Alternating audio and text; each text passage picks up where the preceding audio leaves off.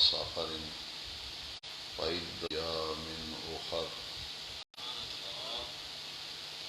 وعلى الذين يطيقونه فدية طعام مسكين فمن تتبع خيرا فهو خير له وأن تصوموا خير لكم إن كنتم تعلمون شهر رمضان الذي أنزل فيه القرآن هدى للناس وبينات من الهدى والفرقان فمن شهد منكم الشهر فليصمه ومن كان مريضا أو على سفر فعدة من أيام أخر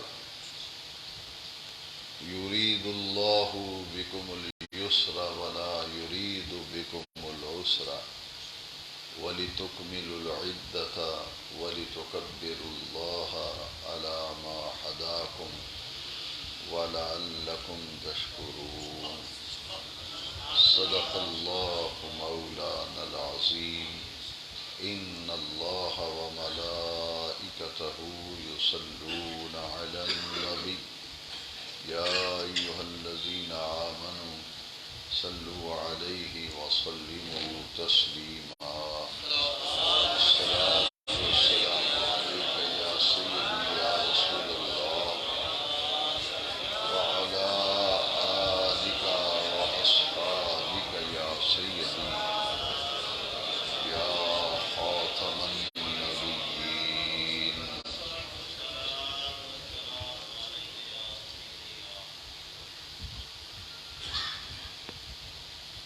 صدر محفل صدر گرامی قدر عاشق رسول عالم بعمل حضرت مولانا الحاج فیض الرحمن صاحب کریمی دامت برکاتہم العالیہ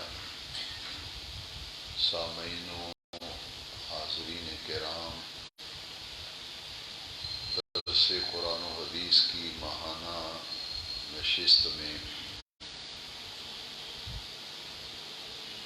ہم سب حاضر ہیں۔ اللہ رب العزت دین کی تفہیم کے لیے ہم سب کا یہاں جمع ہونا اپنی بارگاہ میں قبول و منظور فرمائے۔ ماہ شعبان المعظم کا دوسرا عشرہ جاری ہے۔ ان قریب ہمارے درمیان وہ ماہ مبارک جلوہ افروز ہونے والا ہے، رونق افروز ہونے والا ہے، جس ماہ مقدس کو اللہ رب العزت نے بہت ہی عظمتوں اور بڑی رحمتوں اور برکتوں سے مالا مال فرمایا۔ ماہ رمضان المبارک، ماہ رمضان الکریم ہم پر سایہ فلک ہونے والا ہے۔ اس لیے آج کے درس قرآن مجید کا موضوع جو ہے وہ ہے کہ ہم یہ مہینہ کس طرح گزاریں اور اس مہینے ہمیں کون کون سے کام کرنے چاہیے۔ دو باتیں، اور تیسری بات یہ ہے کہ اللہ رب العزت نے وہ کون سی عبادتیں ہیں، وہ کون سے اعمال ہیں، وہ کون سے افعال ہیں جو صرف اسی مہینے کے ساتھ خاص رکھے ہیں۔ پورے سال کے 11 مہینوں میں وہ اعمال، وہ افعال نہیں رکھے گئے جو ماہ رمضان الکریم میں کرنے والے کام اللہ کریم نے مقرر فرمائے ہیں۔ وہ جب بھی کیے جائیں گے تو رمضان شریف میں ہی کیے جائیں گے، اس کے علاوہ وہ کام باقی مہینوں میں نہیں رکھے جائیں گے، نہیں کیے جائیں گے۔ ان میں سے سب سے بڑا کام جو ہے وہ اس مہینے کے روزے اللہ کریم نے اہل ایمان پر فرض فرمائے۔ رمضان شریف کا اگر آپ مجھے کہیں کہ ہوا کہ رمضان شریف کا روزہ ایک ایسا اہم کام ہے جو اسی مہینے کے ساتھ خاص ہے، باقی پورا سال آپ جتنے مرضی روزے رکھیں گے وہ تو فرض نہیں، نہ وہ فرض شمار ہوں گے، وہ سب روزے نفلی ہیں۔ لہذا پہلی عبادت اور پہلا کرنے کا کام اہل ایمان پر رمضان شریف میں جو فرض کیا گیا، جو کام فرض کیا گیا اور مقرر کیا گیا، وہ ہے رمضان المبارک کا روزہ رکھنا۔ پہلا نمبر رمضان شریف کے اعمال اور افعال میں اور کرنے والے کاموں میں سے کہ ہم رمضان شریف کیسے گزاریں، سب سے پہلے ہمیں پورا مہینہ صبح صادق سے لے کے غروب آفتاب تک روزے کی حالت میں گزارنا چاہیے۔ صبح صادق سے لے کے غروب آفتاب تک روزے کی حالت میں گزارنا چاہیے۔ لہذا معلوم یہ ہوا کہ اس مہینے کے ساتھ روزہ خاص ہے، اور یہ خاص روزہ جو رمضان کی شریف کے ساتھ مقرر کیا گیا وہ اہل ایمان پر فرض کیا گیا۔ سورہ بقرہ کی آیت نمبر 183، 84 میں نے اور 85، 3 آیتیں میں نے سورہ بقرہ کی تلاوت کی ہیں۔ 183 نمبر آیت میں روزے کی فرضیت کا ذکر ہے، روزے کی فرضیت کا ذکر ہے۔ یا ایھا الذین آمنوا، اے ایمان والو، کتب علیکم الصیام، تم پر روزے فرض کیے گئے۔ صوم کی جمع ہے صیام، صوم کا معنی ہے روزہ اور صیام کا معنی ہے روزے۔ اے ایمان والو، تم پر روزے فرض کیے گئے۔ یہ جو رمضان شریف میں ہم کام کریں گے اللہ کریم کی توفیق سے کہ دن کی اوقات میں روزہ رکھیں گے، بے نیاز رب نے اس کی فرضیت کا ذکر کر کے پھر ارشاد فرمایا کما کتب علی الذین من قبلکم، یہ صرف تم پر روزے فرض نہیں کیے گئے، اللہ رب العزت نے فرمایا جیسا کہ ہم نے تم سے پہلے لوگوں پہ بھی روزے فرض کیے تھے۔ لہذا اس آیت مقدسہ سے یہ معلوم ہوا کہ ہر امت میں روزہ فرض رہا ہے، ہر امت پر روزہ، اس کی کیفیت اگرچہ اور ماہیت اگر سے جدا جدا ہے، لیکن نفس روزہ جو ہے یہ تو ہر امت میں رہا ہے۔ اس لیے اللہ رب العزت نے جب روزہ رکھنے کا حکم دیا تو پھر ہمیں بے نیاز رب نے فرمایا کہ صرف تم پر ہی یہ روزے فرض نہیں کیے گئے، تم سے پہلی امتوں پر بھی ہم نے روزہ فرض کیا تھا، لہذا تم پر بھی روزہ فرض ہے۔ اور پھر روزہ رکھنے کا مقصد بیان فرمایا کہ روزے کیوں فرض کیے گئے اور یہ روزہ رکھنا کیوں اہل ایمان پر فرض کے درجے میں رکھا گیا ہے۔ فرمایا لعلکم تتقون، لعلکم تتقون، اس امید پر روزے رکھو کہ تمہارے اندر تقوی کی خوبی پیدا ہو جائے۔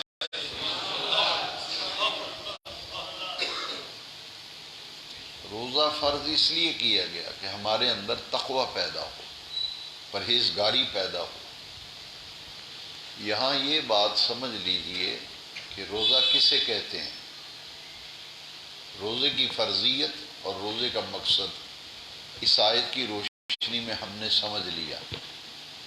اب میں اور آپ مل کر یہ سمجھنے کی کوشش کریں گے کہ روزہ کس چیز کا نام ہے، روزہ ہے کیا۔ عام لوگ یہ سمجھتے ہیں کہ صرف کھانا پینا چھوڑ دیں تو یہ روزہ ہے، نہ کھائیں نہ پئیں یہ روزہ ہے۔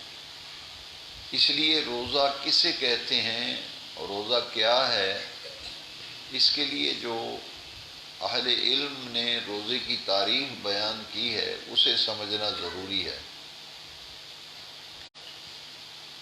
الاحتراز عن الاکل والشرب والجماع بالنیت من طلوع الفجر الى غروب الشمس.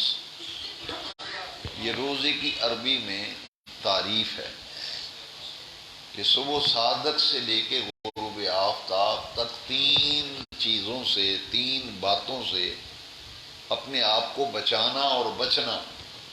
کتنی چیزوں سے؟ تین باتوں سے، تین چیزوں سے اپنے آپ کو بچانے کا نام روزہ ہے، اور بچنے کا نام، تین چیزوں سے بچنے کا نام روزہ ہے. الاحتراز یعنی اپنے آپ کو بچانا، الامساک اپنے آپ کو روک لینا، ان تین چیزوں کے قریب نہ جانا. ان میں سے پہلی چیز کیا ہے؟ عن الاکل، کھانا، والشرب اور پینا. کھانا اور پینا صبح صادق سے لے کے غروب آفتاب تک، اس سے اپنے آپ کو بچانا. کھانے پینے سے اپنے آپ کو بچانا، اور کچھ نہ کھانا کچھ نہ پینا صبح صادق سے غروب آفتاب تک. اور تیسری چیز ہے والجماع بالنیت. شادی شدہ آدمی کا اپنی منکوحہ بیوی کے پاس جانا، مباشرت کرنا، ازدواجی تعلق قائم کرنا روزے کے اوقات میں منع کیا گیا. اسی لیے ان تین چیزوں سے بچنا یہ روزہ قرار پایا. کھانا، پینا اور شادی شدہ آدمی کا عمل ازدواجی عمل اور عمل مباشرت جو ہے، اس سے بچنے کا نام روزہ ہے.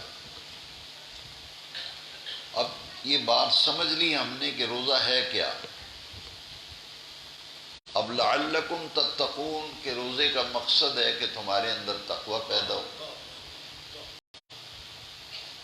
بھوکا اور پیاسا رہنا عبادت نہیں ہے، تصور نہیں ہے، بلکہ یہ بھوکا پیاسا رہنا ایک مقصد کے لیے ہمیں پابند کیا گیا. اور جس مقصد کے لیے پابند کیا گیا ہے اس کو سمجھنے کی ضرورت ہے. جس نے اس مقصد کو پا لیا، حاصل کر لیا، عید کے دن اصل عید اس شخص کی ہوتی ہے جس نے پورے مہینے جس مقصد کے لیے روزہ فرض کیا گیا تھا اس مقصد تک اس پہنچ گیا، اس کی رسائی ہو گئی. وہ مقصد ہے لعلکم تتقون. اب میں بڑا آسان کر کے سمجھاؤں گا، تھوڑی سی آپ کو توجہ میری طرف رکھنی پڑے گی. روزہ کتنی چیزوں سے بچنے کا نام ہے؟ اچھا، تینوں چیزیں حلال، جو اصل مقصد ہے روزے کا. وہ لوگ سمجھتے نہیں، کہتے ہیں کھانا پینا چھوڑ دو تو روزہ ہو گیا. یہ نہیں ہے، بلکہ روزے کا ایک مقصد ہے. اس کے پس منظر میں ایک بہت بڑی حکمت ہے. بے نیاز رب اگر منع کرنا تھا، تین چیزوں سے بچانا تھا، تو حرام چیزوں سے ہمیں بچا دیتا، حرام چیزوں سے بچاتا نا. اس نے تین حلال چیزوں سے کہا ہے، تینوں حلال ہیں. کسی حرام شے سے بچنے کا نام روزہ نہیں ہے، کیونکہ روزہ صرف تین چیزوں کا نام ہے اور تینوں حلال ہیں. اس معنی میں میں نے کہا ہے کہ حرام سے بچنے کا نام روزہ نہیں، اس لیے کہا ہے کہ تین چیزوں سے بچنے کا نام روزہ ہے اور تینوں ہی حلال ہیں. تینوں ہی حلال ہیں. اب دیکھیے، ان میں کھانا بھی حلال، پینا بھی حلال، ازدواجی عمل بھی حلال. سمجھانے کے لیے میں اس کے لیے بڑا ایک محتاط لفظ استعمال کیا کرتا ہوں، لذت کا، جس سے مسئلہ سمجھنا آسان ہے. کھانا بھی حلال لذت، پینا بھی حلال لذت، اور میاں بیوی کا باہمی مباشرت یہ بھی حلال لذت. ایک ہے حرام لذت اور ایک ہے میاں بیوی کا جو تعلق ہے یہ نکاح سے حلال ہو گیا. گویا کہ اگر نکاح کے علاوہ کوئی اس میں مبتلا ہوتا ہے تو وہ لذت حاصل کر رہا ہے، لیکن وہ حرام لذت ہے، وہ اور یہ حلال لذت ہے. تو تو بے نیاز رب نے 3 حلال لذتوں سے ہمیں بچانے کے لیے روزہ فرض کیا۔ کھانا تو حرام نہیں، پینا تو حرام نہیں، لیکن اللہ کہتا ہے بچو صبح 7 سے غروب آب تک نہ کھاؤ نہ پیو۔ ازدواجی عمل شادی شدہ آدمی کا یہ دن میں بھی حلال اور رات میں بھی حلال، لیکن 1 مہینے کے لیے اس حلال لذت سے بھی بچنے کا حکم دیا گیا۔ کھانا دن کو کھائیں رات کو کھائیں حلال ہے، پینا دن کو رات کو حلال ہے، لیکن اللہ کریم فرمایا میں نے ایک وقت مقرر کر دیا، صبح صادق سے غروب آفتاب تک ان تینوں حلال لذتوں سے اپنے آپ کو بچا لو۔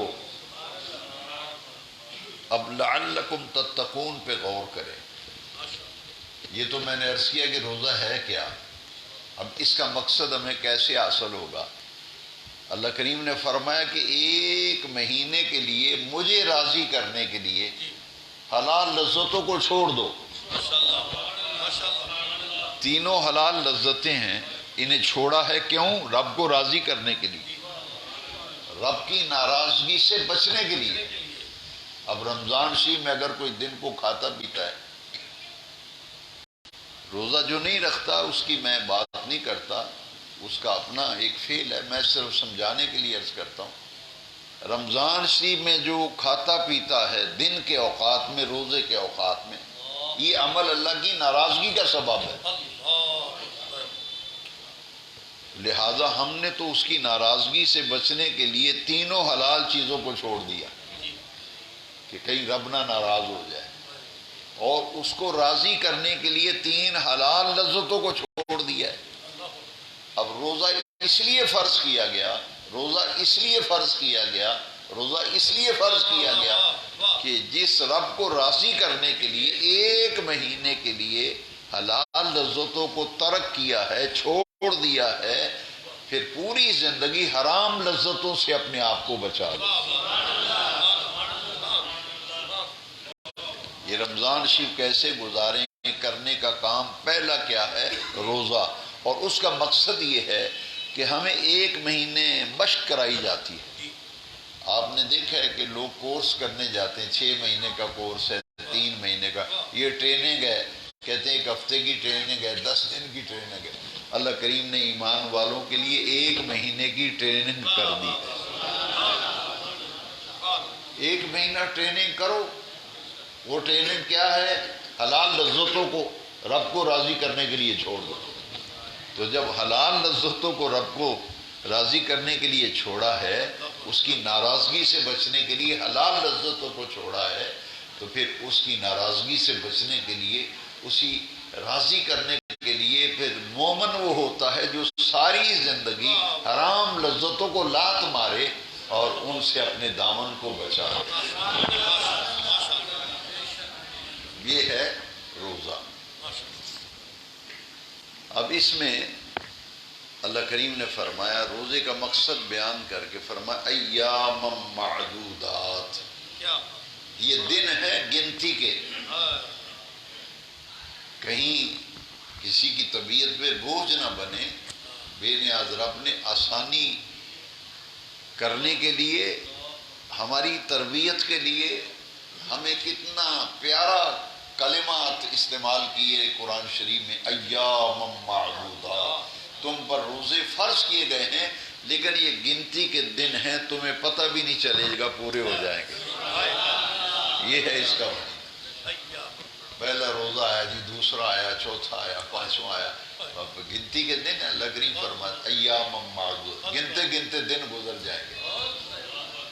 اور جب 20واں روزہ آتا ہے پھر تو اتنا حوصلہ ہوتا ہے کہ بس 21واں 22واں پھر اختتام کی طرف۔ ذرا غور کریں نا، تھوڑا سا سوچیں، کتنے پیارے لفظ ہیں قرآن شریف۔ لوگ قرآن شریف پڑھتے ہی نہیں، قرآن شریف سنتے ہی نہیں، درس میں نہیں لوگ آتے۔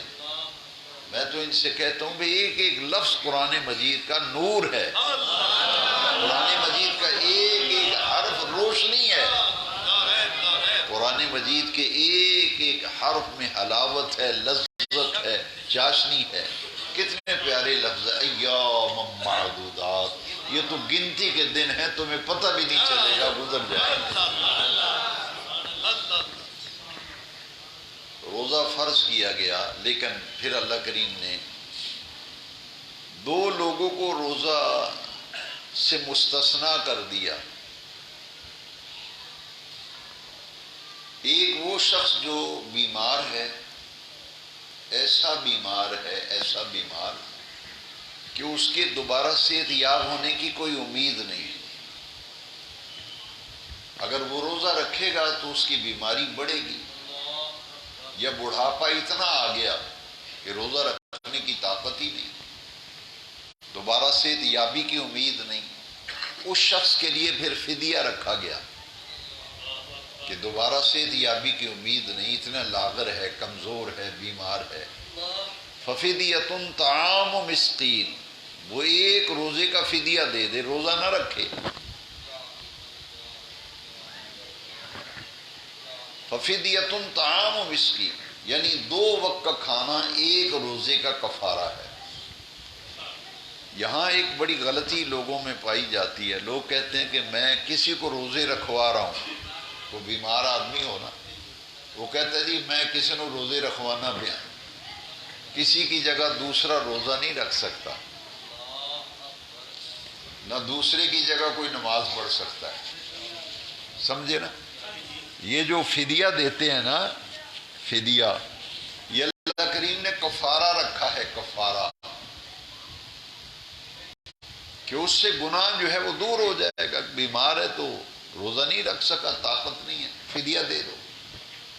لیکن ایک ایسا بیمار ہے کہ جو وقتی طور پہ بیمار ہوا ہے، سخت تکلیف ہے، لیکن ڈاکٹر کہتے ہیں 1 ہفتہ 10 دن علاج کریں گے ٹھیک ہو جائے گا، 1 مہینہ علاج کریں گے، ایسا مریض جو ہے نا اس کے لیے رخصت ہے کہ پورے رمضان میں روزے نہ رکھے، جس کی بیماری بڑھنے کا خدشہ ہو یا بیماری سے اس کو روزہ رکھنے کی ہمت نہیں، اسے کہا گیا کہ 1 مہینہ تم روزے نہ رکھو، تمہیں رخصت ہے، فدیہ بھی نہ دو، جب آپ کو اللہ صحت دے گا تو جو بیماری کی وجہ سے روزے چھوڑے تھے وہ بعد میں رکھ۔ ایمان سے بتائیے کتنی آسانی ہے، کتنی آسانی۔ بیمار بندہ ہے، شریعت کہتی روزہ نہ رکھو، جب اللہ آپ کو صحت دے دے تو صحت یاب ہو جانے کے بعد اگلے رمضان شریف سے پہلے جب بھی موقع ملے تو روزے رکھ لو۔ اور ایک ہے مسافر، سفر کرنے والا۔ اب سفر جب لوگ اس زمانے میں کرتے تھے، پیدل اونٹوں پہ سفر کرتے تھے، لیکن جو شرعی مسافر ہے، بعض علماء نے 90 کلومیٹر لکھا ہے، بعض نے 92 کلومیٹر۔ زیادہ احتیاط یہی ہے کہ 90-92 کلومیٹر تک کا اگر کوئی سفر ہے وہ مسافر تصور ہوگا، اگرچہ وہ کار کے اوپر سفر کرے، گاڑی پہ سفر کرے۔ اسی طرح وہ سفر جو کئی مہینوں کا ہے، کئی دنوں کا ہے، وہ جہاز پہ گھنٹوں میں طے ہوتا ہے۔ لہذا وقت پہ مسافر نہیں تصور ہوگا کہ اتنا وقت لگتا ہے، جتنا سفر ہے وہ گنا جائے گا، وہ شمار ہوگا۔ لہذا 90 سے 92 کلومیٹر تک اگر سفر ہے تو وہ بندہ سفر پہ جانا چاہتا ہے تو سفر کی وجہ سے پھر وہ روزہ نہ رکھے۔ جو سفر کی وجہ سے روزے چھوڑے گئے ہیں وہ بعد میں رکھ لیں۔ لیکن میں اور آپ اگر بیمار ہیں یا مسافر ہیں، ہم میں سے کوئی بھی بندہ بیمار ہے یا مسافر، لیکن اسے پتہ ہے کہ میں بیمار تو ہوں لیکن روزہ رکھوں گا مجھے کچھ نہیں ہوگا، میں روزہ نبھا لوں گا۔ اسی طرح مسافر ہے، اس نے کہا کہ شریعت نے تو چھوٹ دی ہے کہ مسافر روزہ نہ رکھے، لیکن وہ سمجھتا ہے کہ یار اے سی لگے ہوئے ہیں گاڑیوں میں، آنا جانا آسانی کا ہے، میں روزہ نبھا لوں گا۔ تو اگر وہ روزہ رکھتا ہے تو قرآن مجید میں فرمایا وَأَن تَصُومُوا خَيْرٌ لَكُمْ، اس کے باوجود اگر تم روزہ رکھو گے تو خیر تمہارے لیے اسی میں ہے کہ تم روزہ رکھو، خیر اسی میں ہے کہ تم روزہ رخصت دے دی ہے، اللہ کریم نے آسانی فرمائی ہے۔ پھر میں یہ عرض کروں گا کہ قرآن کے ایک ایک لفظ میں نور ہے، روشنی ہے، رحمت ہے، خیر ہے۔ دیکھیے یہ جو بات میں نے آپ کو بتائی نا، مریض اور مسافر، اب اللہ کریم نے کتنے پیارے لفظ استعمال کیے. اللہ اکبر. میں جب یہ لفظ پڑھتا ہوں قرآن کی آیت کے، بڑا دل کو سرور آتا ہے. فرمایا یرید اللہ بکم الیسر. اللہ، کتنے پیارے لفظ ہیں، کتنے پیارے لفظ ہیں. اللہ تمہارے لیے آسانی چاہتا ہے. یرید اللہ بکم الیسر، اللہ تمہارے لیے آسانی چاہتا ہے. ولا یرید بکم العسر، اللہ تمہارے لیے تنگی نہیں کرنا چاہتا. کسی کو تنگ کرنے کے لیے روزہ فرض نہیں کیا گیا، یہ تنگی نہیں رب دینا چاہتا. رب تو آسانی چاہتا ہے. یرید اللہ بکم الیسر ولا یرید بکم العسر، آسانی کر دی مسافر کے لیے بھی اور بیمار کے لیے بھی. لہذا معلوم یہ ہوا کہ رمضان شریف میں پہلا کرنے والا کام کیا ہے؟ روزہ ہے. اور دوسری عبادت جو رمضان شریف کی ہے خاص، وہ ہے نماز تراویح. وہ ہے نماز تراویح. صرف رمضان شریف میں پڑھی جاتی ہے، شوال کے مہینے میں تراویح نہیں. کوئی بندہ کہے نہیں میں محرم میں تراویحاں پڑھ لوں گا، نہیں پڑھ سکتا، کیونکہ تراویح اور روزہ یہ دو عبادتیں رمضان شریف کے ساتھ خاص ہیں. اب ایک بڑا پیارا نقطہ ہے، تھوڑی سی توجہ میں آپ کی چاہتا ہوں کہ یہ دونوں عبادتیں رمضان کے ساتھ خاص کی گئی. تراویح میں قرآن شریف سنا جاتا ہے، صرف ایک مہینہ لوگ قاری کو لاتے ہیں، حافظ کو لاتے ہیں کہ تراویح میں ہمیں قرآن شریف سنا دو. اتنا اہتمام کہ اس مہینے میں لوگ 20 رکعتوں میں قرآن شریف کی تلاوت سنتے ہیں، اور پورے مہینے میں پھر 27ویں پہ قرآن مجید کی منزل ختم ہو جاتی ہے. یہ بڑا اہتمام تراویح کا جو ہے یہ رمضان شریف میں کیا جاتا ہے، کسی اور مہینے میں نہیں کیا جاتا. کیوں؟ اس لیے شہر رمضان الذی انزل فیہ القرآن، ایک روزہ اور دوسرا قرآن.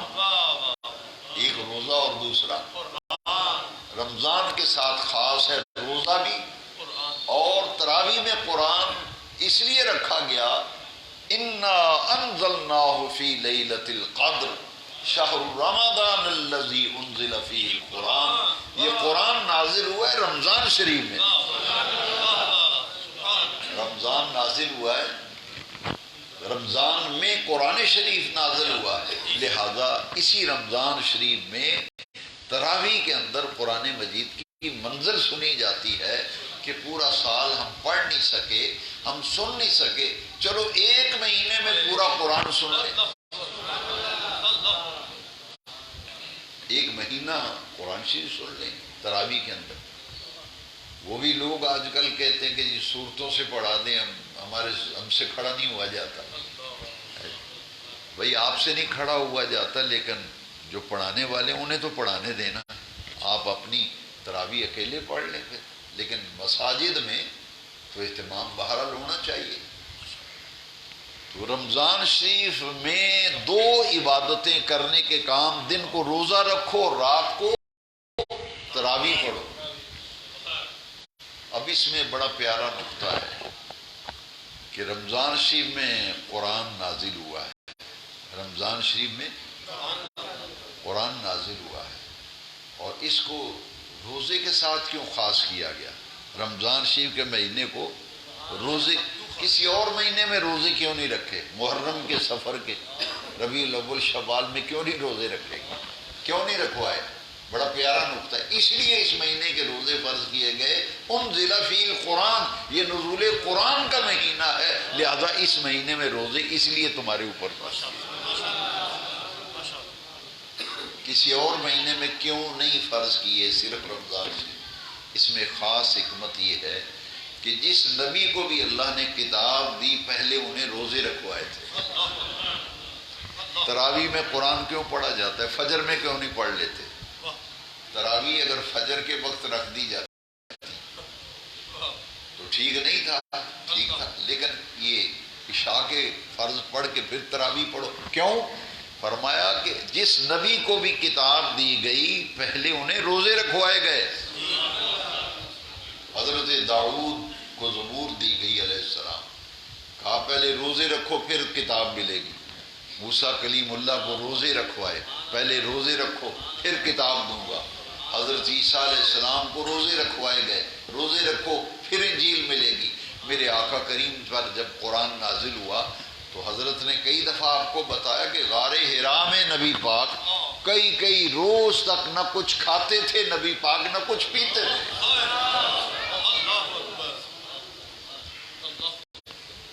اور غار حرا میں کئی دن تک نبی پاک کا نہ کچھ کھانا نہ پینا. یہ حضور کا فاقہ مستی ہے، یہ حضور کی فاقہ مستی ہے. بس تھوڑے سے جو سرکار لے جاتے تھے نبی کریم علیہ السلام، تھوڑے سے ستو لے جاتے تھے، زمزم لے جاتے تھے. کئی روز غار حرا میں اپنے رب سے عبادت میں مصروف رہتے تھے. روزہ جو ہے حضور کی غار حرا کی فاقہ مستی کا جمال ہے. اور اعتکاف بھی نبی پاک صلی اللہ علیہ وسلم کی غار حرا کی تنہائیوں کا جمال ہے. کئی روز تک نبی پاک نہ کچھ کھاتے نہ کچھ پیتے. تھوڑے سے جو لے گئے، ستو لے گئے، سمسم لے گئے. تو جب فاقہ مستی کے دن گزر گئے تو پھر پہلی آیت قرآن کی نازل ہوئی غار حرا میں، اقرأ بسم ربک الذی خلق. ہر نبی کو کتاب دی گئی، پہلے روزے کی حالت میں رکھا گیا. میرے نبی پاک کو جب قرآن دیا گیا تو پھر روزے کی حالت میں حضور رہے، پھر قرآن اترا. اب اللہ کریم نے رمضان میں اس لیے تراویح اور یہ قرآن کی تلاوت اس لیے ہے، سارا دن روزہ رکھو. روزہ رکھنے سے تمہارا من جو ہے وہ صاف ہو جائے، من اور مزکہ مصفہ تمہاری روح. روزہ رکھنے سے آدمی کی روح جو ہے وہ ترقی کرتی ہے. جسم کمزور ہوتا ہے، روح ترقی کرتی ہے. یہ میرا موضوع نہیں، بڑی پیاری بات ہے، کبھی موقع ملا تو عرض کروں گا. یہ اللہ والے آپ کو اکثر کمزور نظر آئیں گے، بیمار نظر آئیں گے. اس کی ایک وجہ ہے، جب ان کی روح ترقی کرتی ہے تو جسم کمزور ہو جاتا ہے. ولی کی روح جب وہ فاقہ مستی، دنیا سوئی ہوتی ہے، وہ رات کو اٹھ کر نفل پڑھتے ہیں. ان کی تو نیند نہیں پوری ہوتی، ان کی تو ان کی عبادت، ان کی ریاضت. اب یہ ہے اللہ والوں کی شان کہ ان کی روح جب اوپر جاتی ہے، ترقی کرتی ہے، پرواز کرتی ہے، جسم کمزور ہونا شروع ہو جاتا ہے. رب بھی یہ چاہتا ہے کہ ایک مہینہ روزے رکھو، تمہارے جسم تھوڑے سے کمزور ہوں، تمہاری روح جو ہے تھوڑی سی پرواز کرے، تمہاری روح پرواز کرے.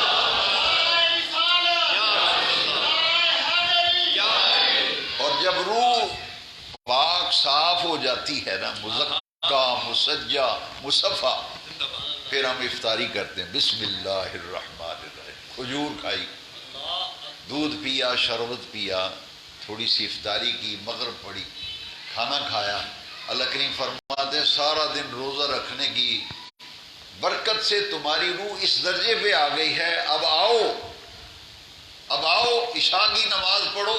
محراب میں کھڑا ہو کر میرا ایک بندہ قرآن پڑھ رہا ہے، اس کے پیچھے ہاتھ باندھ کے کھڑے ہو جاؤ اور تم قرآن سنتے جاؤ. جیسے جیسے قرآن پڑھنے کی آواز تمہارے کانوں میں آئے گی اور قرآن کی جو لذت ہے، حلاوت ہے، چاشنی ہے، نور ہے، وہ تمہاری روح کے اندر منتقل ہوتا چلا جائے. تو اس لیے دن کو روزے رکھوائے گئے، رات کو تراویح میں. آؤ تراویح میں قرآن سنو.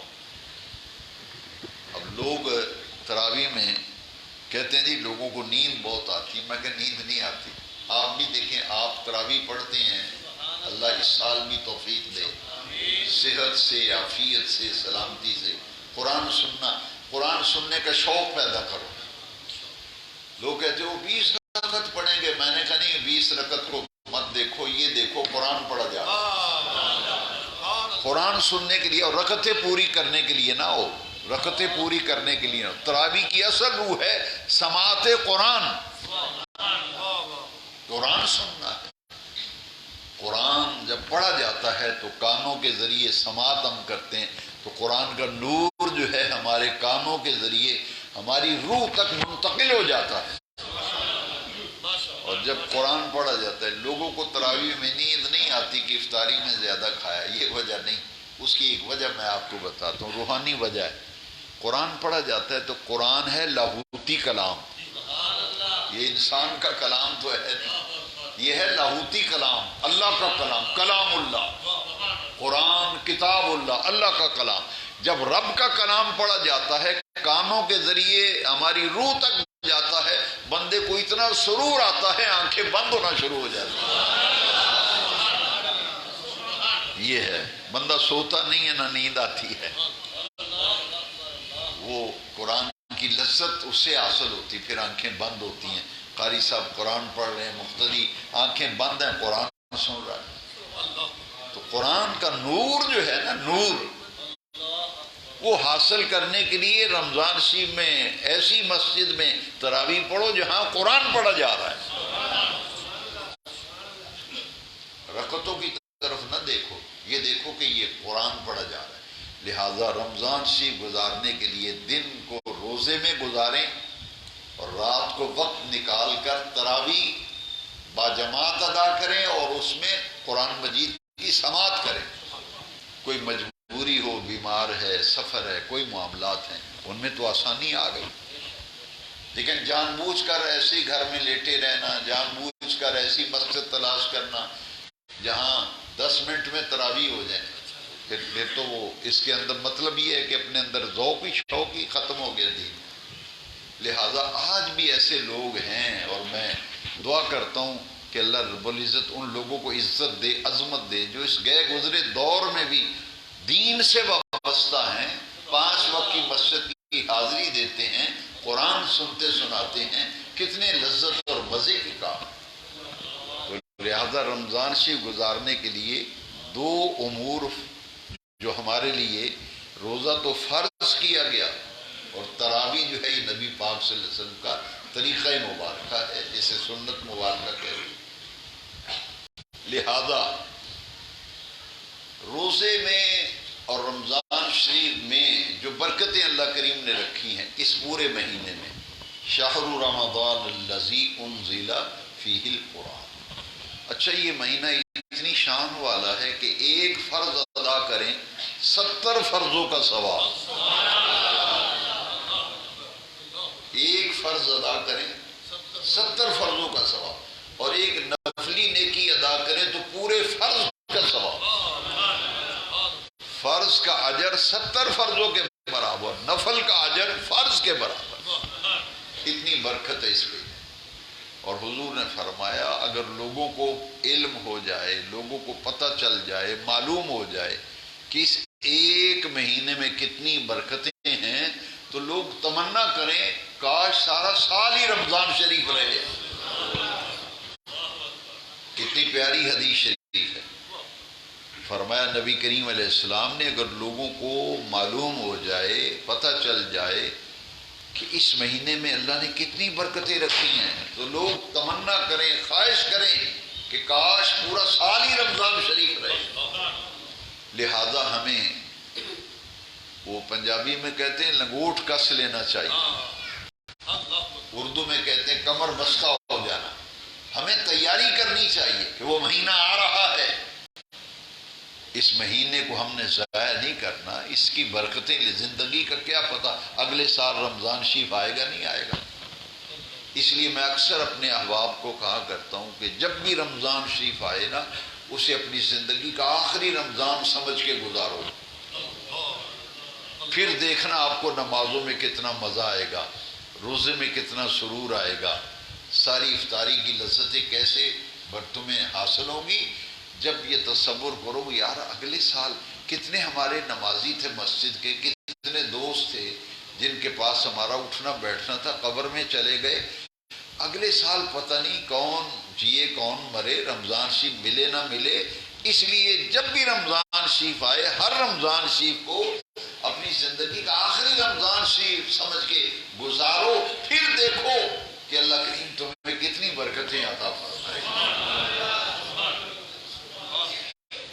اور یہ دو عبادتیں جو ہیں ان پر میں چاہتا ہوں کہ ایک حدیث بھی آپ کو سنا دوں۔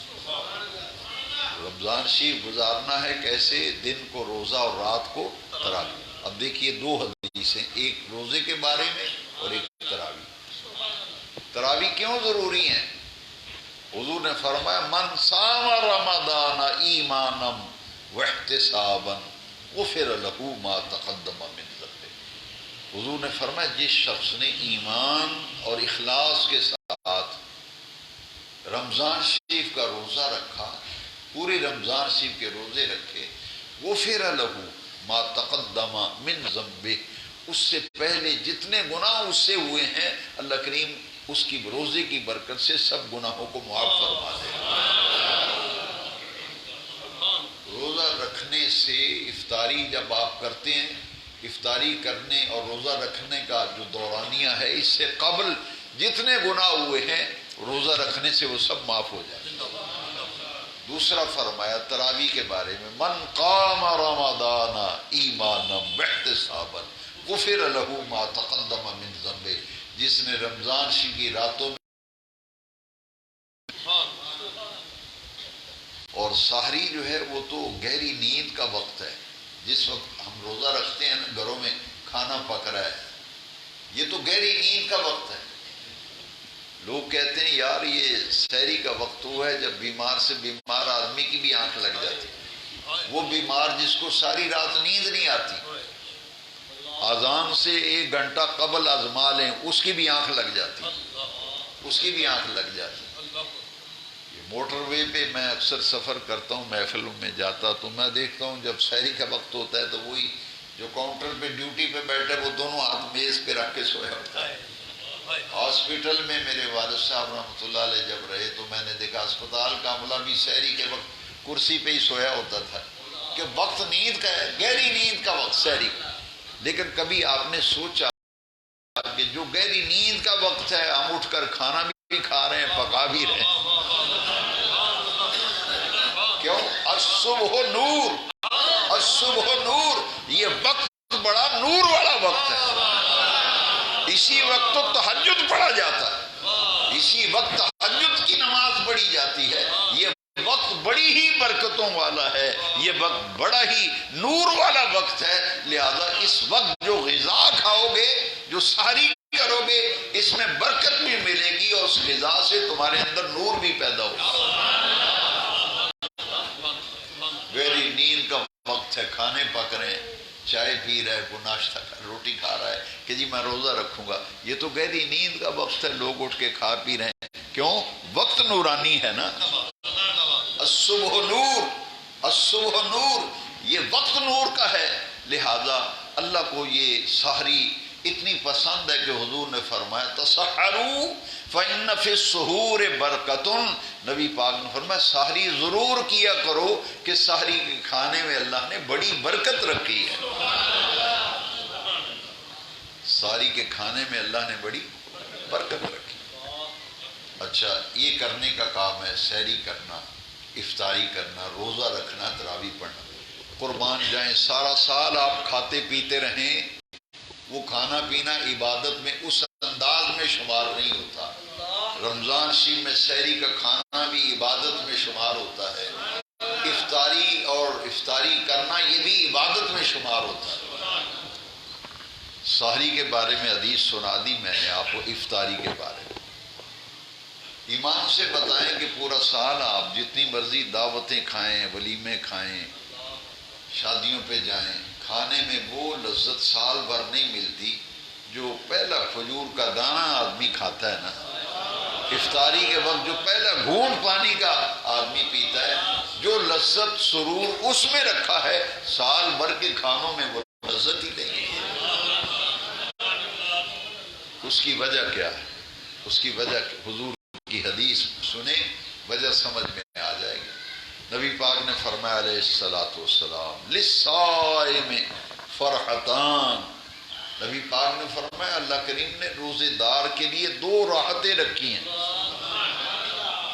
دو راحتیں، للصائم فرحۃ عند لقاء ربہ وفرحۃ عند فطرہ، ایک لذت، ایک راحت اس کو افطاری کے وقت ملتی ہے، اور دوسری جب روزے دار جنت میں اللہ کا دیدار کرے گا تو اسے اس وقت راحت ملے گی۔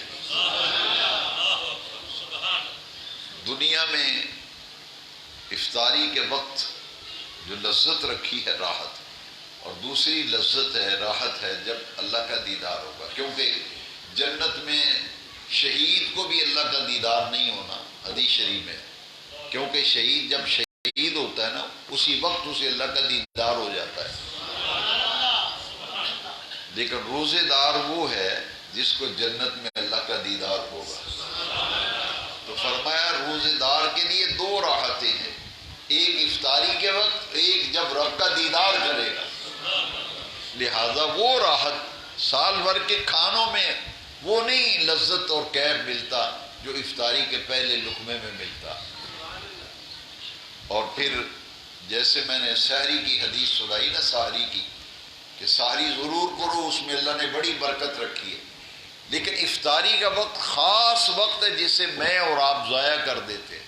میں اپنے آپ کو مستثنا نہیں کرتا، ہمارا یہ وقت ضائع ہو جاتا ہے، اتنا قیمتی وقت ہے کہ حضور نے فرمایا الدعاء مستجاب عند فطرہ، افطاری کے وقت جو دعا کی جاتی ہے وہ اللہ کی بارگاہ میں مقبول ہوتی ہے، مستجاب ہوتی ہے، لہذا افطاری کا وقت یہ تو دعاؤں کی قبولیت کا وقت ہے۔ ہم افطاری کے سامان میں ہی سارا وقت ضائع کر دیتے ہیں، یہ خاص، اور افطاری سادہ کرنا اپنی عادت بنا لو، پھر دیکھیں کتنا مزہ ملتا ہے۔ مسجد میں آئیں، مسجد میں اذان سنیں، افطاری مسجد میں کریں، 2 کھجوریں 3 لے لیں، پانی کا گلاس ہو، اللہ توفیق دے دودھ ملے، شربت ملے، کوئی ایسا۔ افطاری بڑی بھرپور طریقے سے کرنے سے روحانیت پہ اثر پڑتا ہے، سادہ سی افطاری کریں، اس کے بعد مغرب کی نماز باجماعت پڑھیں، باجماعت نماز پڑھ کے پھر کھانا کھائیں، اور کھانا کھانے کے بعد پھر ذرا لیٹ جائیں، دن بھر روزہ رکھا ہے، مغرب کی نماز پڑھ کے کھانا کھا کے تھوڑا سا تنہائی میں کمرے میں لیٹ جائیں، جب عشاء کی اذان ہو اسی وقت اٹھ کے تیاری وضو کر کے مسجد کا رخ کر لیں، پھر تراویح پڑھیں۔ اور اس مہینے سے برکتیں حاصل کرنے کے لیے اصل جو کرنے کا کام ہے وہ یہ ہے کہ مصروفیات کو کم کریں، اس مہینے میں دکانداری کا وقت بھی کم کریں، دیگر مصروفیات کو کم کریں، کیونکہ یہ مہینہ تو اہل ایمان کے لیے عبادت کا مہینہ بنایا گیا۔ حضور نے فرمایا نا، جس نے ایک فرض ادا کیا 70 فرضوں کا ثواب، ایک نفلی نیکی فرض کا ثواب، تو اتنی برکتیں ہیں، لوگوں کو پتہ چل جائے تو تمنا کریں سارا سال ہی رمضان شریف رہے۔ لہذا اس مہینے میں ہمیں کثرت سے قرآن مجید کی تلاوت کرنی چاہیے۔ روزہ اور تراویح یہ بہت بڑا اللہ کا انعام ہے، بہت بڑا انعام۔ فجر کی نماز کے بعد قرآن شریف کی تلاوت اپنا معمول رمضان شریف میں رکھیں، زیادہ نہیں پڑھ سکتے، 1 رکوع پڑھ لو، 2 پڑھ لو، 3 پڑھ لو، پاؤ پڑھ لو، فجر کی نماز پڑھ کے مسجد سے جائیے مت، مسجد میں بیٹھ کے جتنی توفیق ہو قرآن شریف پڑھیے۔ اور یہ بات یاد رکھیں، جو سارا سال رات کو نہیں اٹھ سکا، تہجد نہیں پڑھ سکا، رمضان شریف میں جو ایک اہم کام ہے نا کرنے والا، وہ یہ ہے کہ تہجد کی رمضان شریف میں پوری کوشش کریں کہ آپ کی افطاری تیار ہو رہی ہے، آپ بیگم صاحبہ افطاری بنا رہی ہیں، آپ انہی دیر وضو کریں اور گھر میں مصلی بچھا کے نفل پڑھیں۔ جن لوگوں کی نمازیں قضا ہیں بہت زیادہ، زندگی میں بہت نمازیں قضا ہوئیں، ان کے لیے بہت ضروری ہے کہ رمضان شریف میں اپنی قضا نمازیں جو ہیں وہ ادا کریں، اور اس کے لیے بہترین وقت تہجد کا ہے۔ تہجد کے وقت جو قضا نمازیں پڑھیں گے آپ کی، وہ تہجد بھی شمار ہوگی، نفل بھی شمار ہوگی، اور قضا نمازیں جو ہے وہ بھی ادا ہو جائیں گی۔ تو 2 رکعت سے پہلے رمضان شریف سے 2 رکعت سے شروع کریں، جو نہیں پڑھتے، جو پڑھتے ہیں اللہ انہیں مزید توفیق دے۔ لیکن تہجد کا عادی بننے کے لیے رمضان شریف بہترین موقع ہے، بہترین موقع ہے۔ جو بے نماز ہے اسے نمازی بننے کے لیے رمضان شریف بہترین موقع ہے۔ پوری کوشش کریں کہ تکبیر اولیٰ آپ کی نہ چھوٹے پورے رمضان شریف میں۔ یہ آپ کر کے دیکھیں، ذرا تجربہ کریں، یہ تجربہ کریں۔ میں نے کئی لوگوں کو بتایا، انہوں نے بعد میں مجھے بتایا رمضان شریف کے بعد ہماری تو دنیا بدل گئی، ہماری تو زندگی بدل گئی۔ پورے رمضان شریف میں ایک نماز بھی تمہاری بغیر جماعت کے نہ ہو۔ اگر کوئی مجبوری ہو جائے تو رخصت تو ہے، لیکن اس مہینے سے فائدہ اٹھانے کے لیے تکبیر اولیٰ کا اہتمام، کہ جماعت کھڑی ہونے سے پہلے مسجد میں پہنچ جائیں، تکبیر اولیٰ میں شامل ہو جائیں۔ پورا مہینہ کوئی نماز آپ کی بغیر جماعت کے نہ ہو۔ اور اگر اس بات کے عادی ہو جائیں کہ فجر کی جو نماز ہے رمضان شریف میں اذان مسجد میں آ کے سنیں، سحری کر کے پہنچ جائیں مسجد میں۔ اور ان دنوں میں مساجد میں نمازیوں کی سہولت کے لیے فجر کے بعد جلدی جماعت کھڑی ہو جاتی کہ لوگ بیدار ہوتے ہیں، نمازی لوگ، تو اس سہولت سے بھی فائدہ اٹھانا چاہیے۔ روزہ، تراویح، تلاوت قرآن۔ ایک اور بڑا اہم کام ہے اس مہینے میں کرنے والا، وہ ہے صدقہ اور خیرات۔ صدقہ اور خیرات۔ اچھا، یہ کسی کا روزہ افطار کرانا یہ صدقہ ہے نا، خیرات ہے، نفلی۔ دیکھیے، دین پر خرچ کرنا، مسجدوں کی خدمت کرنا، مدارس کی خدمت کرنا، بیوہ عورتوں کی، یتیم بچوں کی، معذور، لاچار اور کمزور، فقیر، مسکین، یہ اللہ کو بڑا پسند ہے۔ بتاتا ہوں حدیث شریف کہ حضور نے فرمایا جس نے کسی شخص کا روزہ افطار کرایا نا، روزہ افطار کرایا تو افطار کرانے والے کو پورے روزے کا ثواب ملتا ہے۔ اگر آپ نے مسجد میں 100 نمازیوں کی افطاری کرائی، آپ کو 100 روزے کا ثواب ملے گا۔ جتنے ایک آدمی کا روزہ افطار کرائیں گے تو آپ کو پورے ایک روزے کا ثواب ملے گا۔ جتنے لوگوں کو، اور میں یہ کہتا ہوں کہ افطار پارٹیاں یہ سب ایک جو ہے یہ دکھلاوے کا کام ہے، اور ان پارٹیوں میں لوگ ان کو بلاتے ہیں جو بے روز ہوتے ہیں۔ کسی متقی پرہیزگار کو تو افطاری میں کو بلاتے ہی نہیں، یہ میرا تجربہ ہے۔ میں تو نہیں جاتا، میں کہتا ہوں جی میری معذرت ہے، اگر آپ نے افطاری کرانی ہے مسجد میں نمازیوں کی کرائیں، میں بھی بیٹھ جاؤں گا۔ تو جب افطاریوں میں جاتے ہیں تو شرم آتی ہے کہ نہ وہ نماز پڑھتے ہیں نہ کچھ، اذان ابھی شروع نہیں ہوتی کھانا شروع کر دیتے، روزہ پہلے نہیں ہوتا۔ وہ کہتے ہیں جی ہمارا کون سا روزہ ہے، ہمیں افطاری کے وقت کا انتظار ہے۔ کئی جگہ یہ ہوا۔ اور دوسری بات جو سب سے اہم ہے، ایک صدقہ اور خیرات۔ رمضان شریف میں مسجد کی خدمت کریں، پورا مہینہ مسجد قیوم، مسجد جس مسجد میں بھی آپ نماز پڑھتے ہیں۔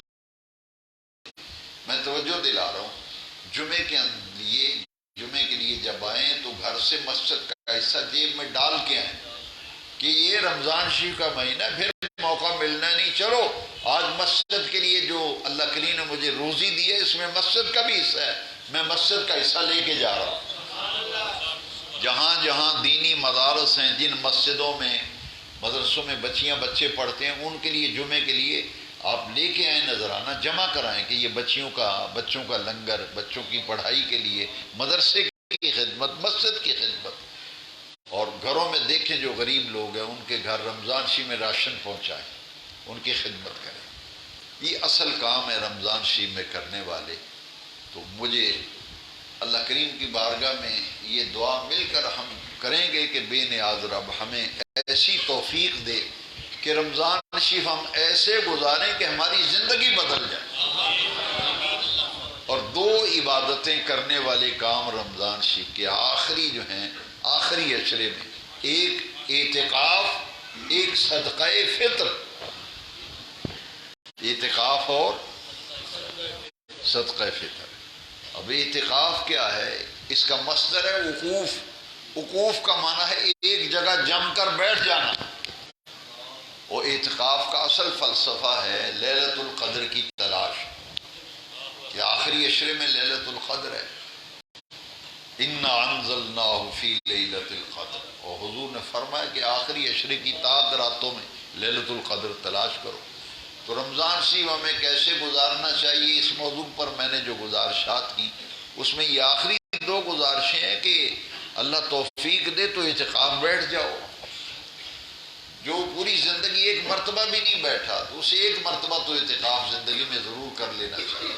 یہ نبی پاک کی اتنی پیاری سنت ہے اعتکاف، اتنی پیاری سنت کہ نبی کریم علیہ السلام فرضیت روزہ کے بعد مدینہ شریف میں 10 سال حضور قیام فرما رہے، تو حضور نے کبھی بھی اعتکاف کا ناغہ نہیں فرمایا۔ حضور نے کبھی بھی اعتکاف کا ناغہ، ایک سال حضور کسی وجہ سے اعتکاف نہ کر سکے تو اگلے سال نبی پاک نے جو آخری رمضان شریف تھا نا حضور کی ظاہر، اس رمضان شریف حضور نے 20 دن کا اعتکاف کیا، 20 دن کا اعتکاف۔ لہذا اعتکاف اللہ کی بہت بڑی نعمت ہے، اور یہ لیلۃ القدر کی تلاش کے لیے ہے۔ اور صدقہ فطر دیکھیے کتنی پیاری عبادت ہے، خرچ کرنا۔ قرآن مجید میں یہ مالی عبادت ہے نا، صدقہ، خیرات، زکوٰۃ، فطرانہ، یہ کیا ہے؟ مالی عبادت، جسمانی عبادت، قولی عبادت، فعلی عبادت، ایک مالی عبادت۔ یہ رمضان شریف کی آخری عبادت ہے صدقہ فطر۔ حضور نے فرمایا روزے کی حالت میں کوئی ایسا کام ہو جاتا ہے جو ناپسندیدہ ہو تو صدقہ فطر دینے سے وہ معاف ہو جاتی ہیں خطائیں۔ فرمایا روزہ زمین اور آسمان کے درمیان معلق رہتا ہے جب تک صدقہ فطر نہ دیا جائے۔ صدقہ فطر دیا جائے تو اللہ کی بارگاہ میں روزہ پہنچتا ہے۔ اس لیے صحابہ کرام کا یہ معمول تھا کہ رمضان شریف کے آخری دنوں میں 26، 25، 27 کو وہ صدقہ فطر دے دیتے تھے، تاکہ وہ لوگ جو عید کی خوشیوں میں دوسرے لوگوں کے ساتھ شریک نہیں ہو سکتے اپنی غربت کی وجہ سے، وہ بھی عید کی خوشیوں میں شریک ہو جائیں۔ اور صدقہ فطر کا جو بہترین مصرف ہے وہ بھی دینی مدارس ہیں، وہ بھی دینی مدارس ہیں۔ ان مدرسوں میں مسافر طلبہ آتے ہیں، وہ پڑھتے ہیں، غریب بچے آتے ہیں، تو مدارس کی خدمت کرنے سے دوہرا ثواب ملتا ہے۔ ایک صدقہ فطر ادا ہو جائے گا، دوسرا دین کی تعلیم، قرآن کی تعلیم کی اشاعت میں مدد ہو جائے گا۔ آئیے دعا کریں اللہ تعالیٰ مجھے اور آپ کو رمضان شریف ایسے ہی طریقے سے گزارنے کی توفیق عطا فرمائے۔